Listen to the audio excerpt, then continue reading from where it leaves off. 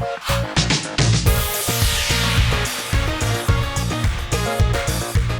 प्यारे बच्चों, कैसे हो आप सभी? उम्मीद करते हैं आपकी पढ़ाई एकदम शानदार जानदार चल रही होगी। मंडे को तो एग्जाम्स है, आज हो गया शनिवार। 2 दिन और बचे हैं, पेपर नजदीक है।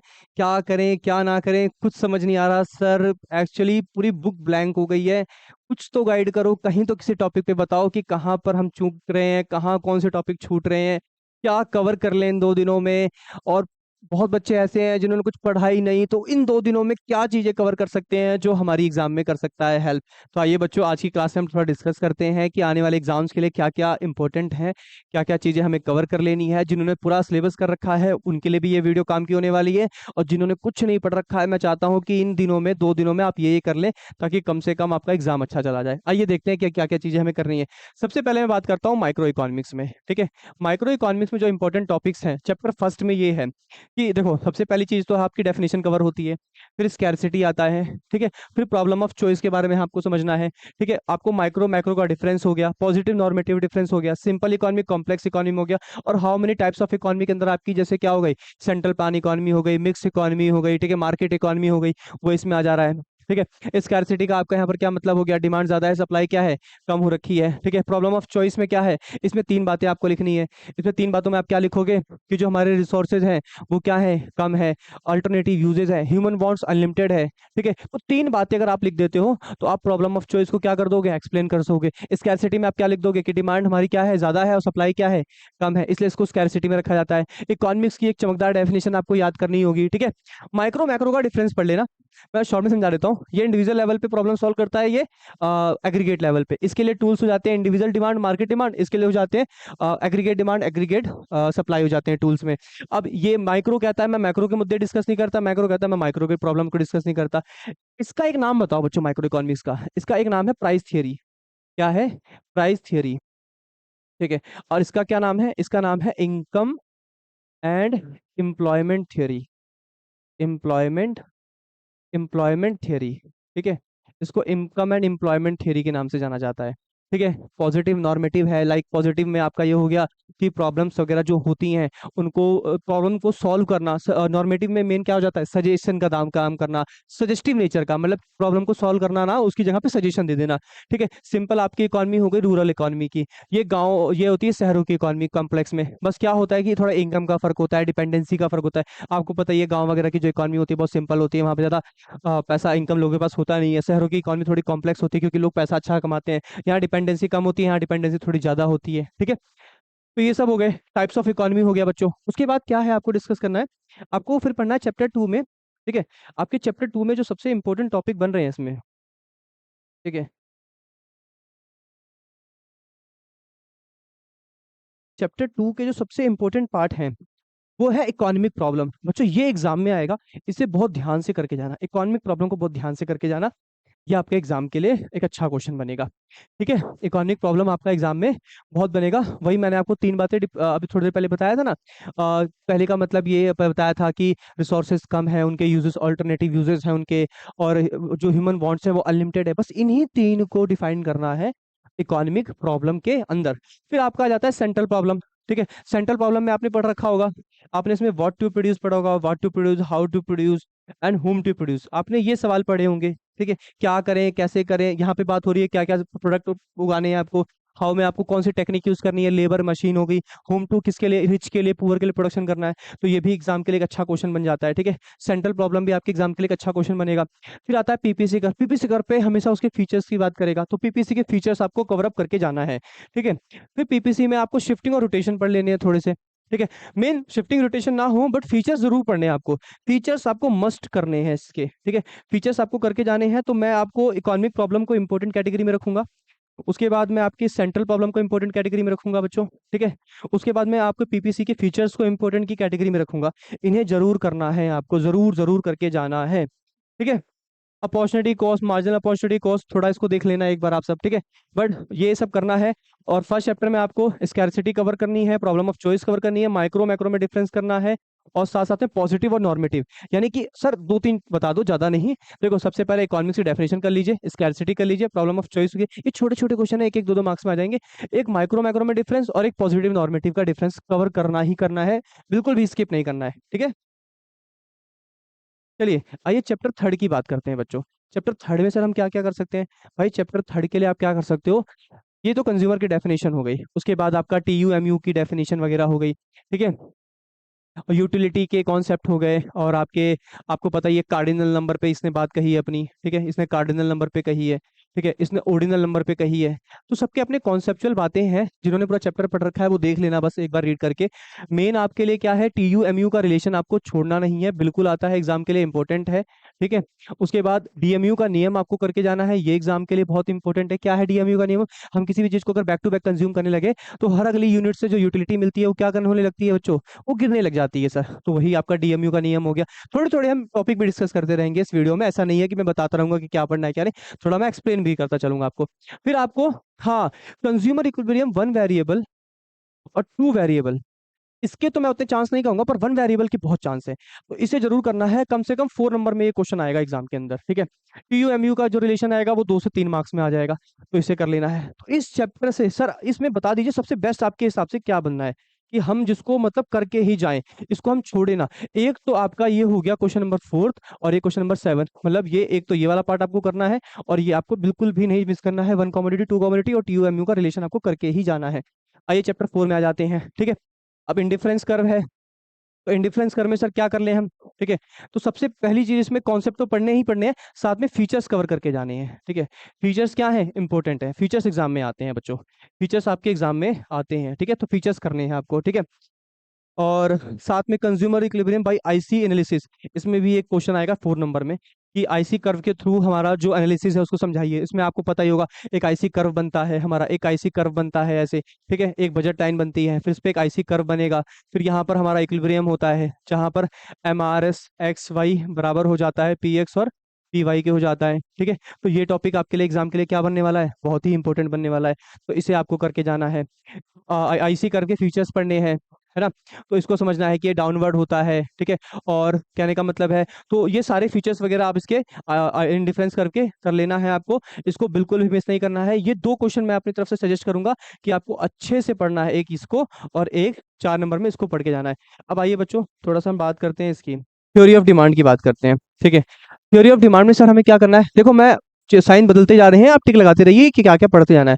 ये बच्चों बच्चों देखो, थ्योरी ऑफ डिमांड में अगर आपको कुछ कवर करना है, तो इसमें सबसे जो मेन है वो है factor affecting individual demand function and market demand function, जिसमें क्या क्या आता है बच्चों, price of goods, price of related goods, ठीक है, income of the consumer, taste and preference आ जाता है, एक्सपेक्टेशन आ जाती है, और मार्केट डिमांड में क्या आता है, सीजन एंड वेदर आ जाता है, ठीक है। उसके बाद आ गया आपका क्या कहते हैं, size and composition of population वगैरह आ गया आपका इसके अंदर। तो ये सारे टॉपिक्स हैं आपको कवर करने हैं, ये इसमें क्या रह जाता है, ये इंपॉर्टेंट रहता है, ये 3 से 4 नंबर में ये पेपर बन जाता है, ठीक है। अब उसके बाद अगर सर हमें कुछ करना है, तो एक नॉर्मल गुड्स में और एक इंफीरियर गुड्स में आपको क्या पढ़ लेना है, रिलेशन पढ़ लेना है। आपको पता ही है नॉर्मल गुड्स क्या होते हैं, थोड़े से इनके साथ इनकम का रिलेशन पॉजिटिव हो जाता है, प्राइस के साथ इसका उल्टा रिलेशन चलता है, प्राइस बढ़ता है नॉर्मल गुड्स की डिमांड घट जाती है, प्राइस घटता है इनकी डिमांड बढ़ जाती है। बट हमारा जो लॉ ऑफ डिमांड है वो इंफीरियर गुड्स पे नहीं लगता है, ठीक है ना, क्योंकि ये घटिया सामान होते हैं, तो इनका डिफरेंस पढ़ लेना एक बार। हाँ, थोड़े सब्सटीट्यूट और कॉम्प्लीमेंट्री गुड्स के थोड़े से क्या करना है आपको, ये कॉम्प्लीमेंट्री गुड्स हैं बच्चों, ठीक है, कॉम्प्लीमेंट्री गुड्स हैं ये, ठीक है। कॉम्प्लीमेंट्री गुड्स के भी आपको क्या कर लेने हैं, थोड़े से समझना है। तो ये भी ठीक है, मतलब इंपॉर्टेंट मैं नहीं कहूंगा, इंपॉर्टेंट में मैं आपको सिर्फ इंडिविजुअल डिमांड फंक्शन कहूंगा, मार्केट डिमांड फंक्शन, नॉर्मल और इंफीरियर गुड्स हो गया। और हाँ, थोड़ा सा इसको रीड कर लेना, हाँ, और साथ में मूवमेंट एंड शिफ्टिंग को जरूर समझ के जाना है। मूवमेंट शिफ्टिंग बिल्कुल भी मिस नहीं करना है, मूवमेंट शिफ्टिंग बहुत ही इंपॉर्टेंट टॉपिक है। मूवमेंट और शिफ्टिंग के अंदर थोड़े से डिफरेंसेस वगैरह पढ़ लेने हैं, ग्राफ पढ़ लेने हैं, तो ये डिस्कस करना है। तो डिमांड चैप्टर में मैं सिर्फ 3 चैप्टर रिकमेंड करूंगा, ठीक है। उसके बाद हमारा जो सर है, आप आगे का कुछ बताओ। देखो हम अगला आ जाता है इलास्टिसिटी ऑफ डिमांड आ जाता है। इसमें तो आपको भाई न्यूमेरिकल्स करने हैं, ठीक है, आपको इसमें न्यूमेरिकल्स करके जाने हैं, इसमें और कुछ नहीं हो सकता, इसमें न्यूमेरिकल्स क्वेश्चन आएगा आपके एग्जाम के अंदर आएगा, ठीक है बच्चों, इसमें न्यूमेरिकल्स क्वेश्चन पूछे जाते हैं। इस चैप्टर में सर मैं सिर्फ एक ही चीज कहूंगा, इसमें क्वेश्चन आता है बच्चों, और वो क्या है, उसमें हमारा जो क्वेश्चन है वो है ये वाला क्वेश्चन नंबर जो है थर्ड, ये मोस्ट इंपोर्टेंट क्वेश्चन है, लॉ ऑफ वेरिएबल प्रोपोर्शन। ये अगर आएगा 4 to 6 मार्क्स में ये क्वेश्चन क्या हो जाएगा, ये कवर अप हो जाता है। 4 to 6 मार्क्स में ये क्वेश्चन कवर होना ही होना होता है, ठीक है। तो इसे कर लेना, बाकी फिक्स एंड वेरिएबल फैक्टर के वो डिफरेंस पढ़ लेना, ठीक है। शॉर्ट रन और लॉन्ग रन में डिफरेंस पढ़ लेना एक बार, ठीक है। और और एक अगर कुछ पढ़ना है तो रीजन पढ़ना, आपको कुछ रीजंस पढ़ने हैं इसके अंदर, ठीक है। रीजन फेज 1 के, फेज 2 के और फेज 3 के। आपको याद है increasing return to a factor, increasing increasing return to a factor, ठीक है, ठीक है। उसके बाद diminishing diminishing return to a factor, ठीक है। और next negative return to a factor, ठीक है। ये इनके रीजंस पढ़ना कि क्यों ऐसा होता है, दो दो तीन तीन बुलेट पॉइंट्स पूछे जाएंगे, सब पे अलग अलग क्वेश्चन बनेगा कि क्या होता है। अच्छा मैं आप बता देता हूँ, इसमें आपका जो मार्जिनल प्रोडक्शन है वो बढ़ता है, यहाँ पर आपका मार्जिनल प्रोडक्शन घटता है और यहाँ पर नेगेटिव हो जाता है। सबके रीजंस आते हैं, उसमें सब कुछ बना रहता है, उसमें बताया गया है। आप बुक्स में जाओ तो उसमें सब में दो दो तीन तीन बुलेट पॉइंट्स लिखे हुए हैं कि क्या वजह है कि हमारा स्टार्टिंग में एमपी बढ़ता है और टीपी इंक्रीजिंग रेट से बढ़ता है, फिर एमपी घटता क्यों है और टीपी डिक्रीजिंग रेट से क्यों बढ़ता है, फिर एमपी नेगेटिव हो जाता है और टीपी डिक्लाइन हो जाता है। तो ये रीजंस पढ़ना।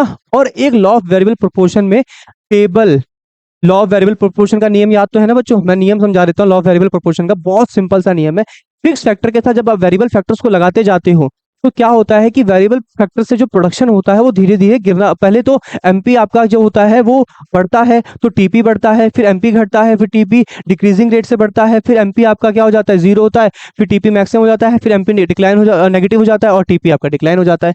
तो यही जो मैंने बोला यही नियम है, इसी को बिल्कुल टेक्स्ट फॉर्म में लिखना है, एक टेबल बनानी है और एक प्यारा सा ग्राफ बना के आपको समझा देना, थोड़ा सा ग्राफ को एक्सप्लेन करना है। अगर आपने ग्राफ को एक्सप्लेन नहीं करा तो कोई नंबर नहीं मिलते, क्योंकि बिना एक्सप्लेनेशन के ग्राफ का कोई मीनिंग ही नहीं होता बच्चों।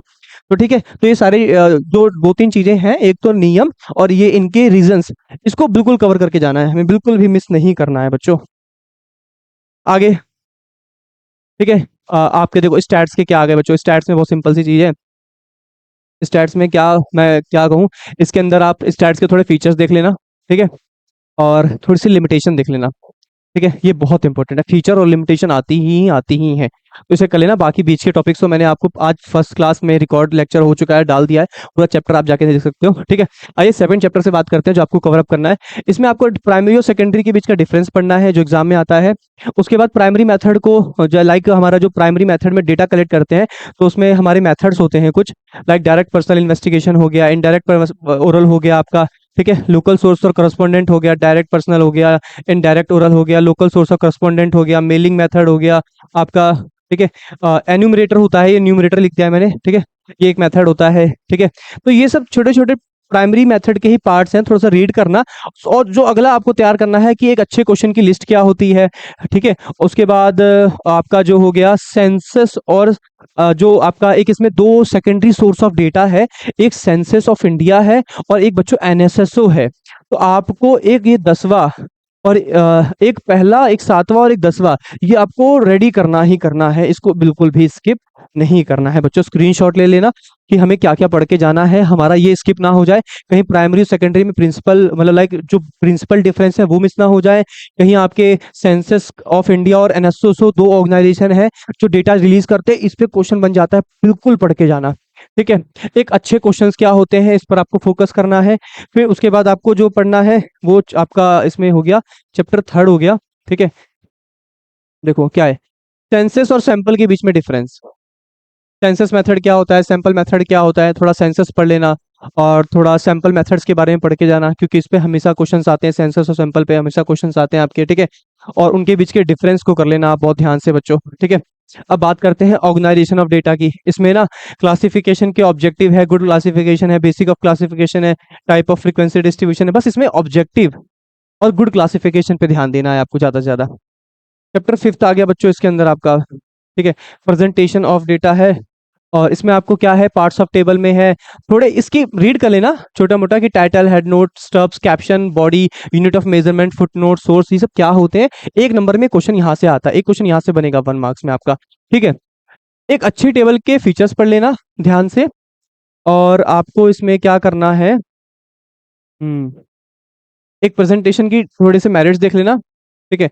और आपके टाइप ऑफ टेबल जो बेसिस ऑफ ओरिजिनलिटी और इस पे आते हैं, इन दोनों पे भी एक क्वेश्चन बन जाता है 2 से 3 नंबर पे, तो इसको भी आपको ध्यान देना पड़ेगा, ठीक है। अब चैप्टर 6 में आपकी डायग्रामेटिक प्रेजेंटेशन में जो सबसे ज्यादा आपको ध्यान देना है, बार डायग्राम है, सिंपल बार डायग्राम है, मल्टीपल बार डायग्राम है, कंपोनेंट बार डायग्राम है, ठीक है बच्चों। ये बार डायग्राम है हमारा, ठीक है।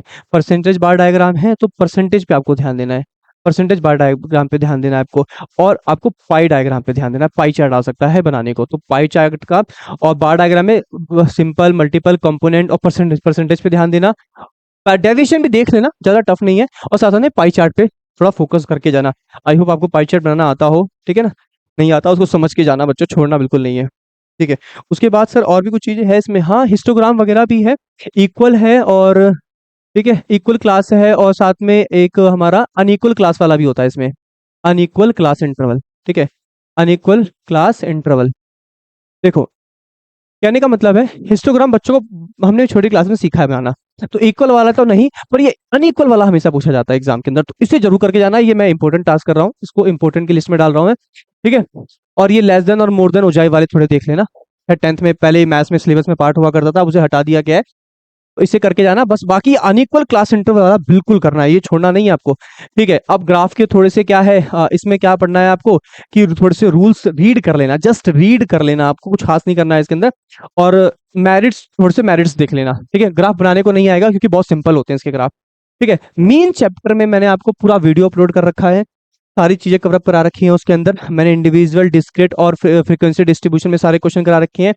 थोड़े मैंने इसके अंदर क्यूमुलेटिव फ्रीक्वेंसी के क्वेश्चन, वेटेड एवरेज मीन के, मिड वैल्यू के, करेक्टेड मीन के, कंबाइंड मीन के, merits and demerits of mean के मैंने आपको बोला ही है किसे आपको करके जाना है। तो ये सब टॉपिक्स हैं, मीन के लिए आप मेरी वीडियो देख सकते हो, पूरा चैप्टर कवर होगा क्योंकि आखिरी के क्वेश्चन बहुत इंपॉर्टेंट है। और बाकी जो चैप्टर मैंने इंपॉर्टेंट ही करवाए हैं, खास तौर से जहां पर लिख दिया है कि ये इंपॉर्टेंट है, ये आएगा ही आएगा, उससे आपको देख के चलना है बच्चों, ठीक है। ये मेरी जो पूरी पीडीएफ है इसका स्क्रीनशॉट ले लेना है आपको, और जितने इंपॉर्टेंट बताए गए हैं उतना करना है, क्योंकि अब आपके पास समय बचा है आज का और कल का, अभी से लग जाओ, इसी वक्त लग जाओ, ताकि 2 दिन के अंदर रेडी कर सको और एग्जाम अपियर हो जाए। उसके बाद एक बार एग्जाम खत्म हो जाए, हम शुरू से सिलेबस स्टार्ट करेंगे, एक एक चीज कवर करते चलेंगे, एक एक चीज समझते चलेंगे, ठीक है। ऑनलाइन टेस्ट कंडक्ट करते चलेंगे, अपनी एफिशिएंसी चेक करते चलेंगे, क्योंकि 2 दिन के अंदर एग्जाम इतनी रफ्तार से प्रिपरेशन करा के बहुत अच्छे मार्क्स तो नहीं आ सकते, बट हाँ एक थोड़ी हेल्प हो जाएगी बच्चों के लिए। तो बस हम आगे उम्मीद करेंगे कि आप बहुत मन से कंसिस्टेंट होके लेक्चर्स अटेंड करेंगे और तैयारी करेंगे। अभी के लिए मैं आपको यही कहूंगा कि जाइए फटाफट देखिए जो इंपॉर्टेंट टॉपिक्स है उसको जल्दी से खत्म कीजिए, और आने वाले एग्जाम के लिए आप सबको बच्चों, मंडे के एग्जाम के लिए wish you all the best. आपका एग्जाम बहुत अच्छा आ जाए, आप चीजों को 2 दिन में अच्छा कवर अप करें, आप अच्छा स्कोर करें इसके अंदर, और हम आने वाले जो अपने एग्जाम्स की प्रिपरेशन है, हम अपने इन प्यारे बच्चों के लिए अच्छे अच्छे लेक्चर रिकॉर्ड करेंगे और उनकी प्रॉपर तैयारी कराएंगे बिफोर द फाइनल एग्जामिनेशन। चलिए बच्चों मिलते हैं, तब तक के लिए wish you all the best for your exam.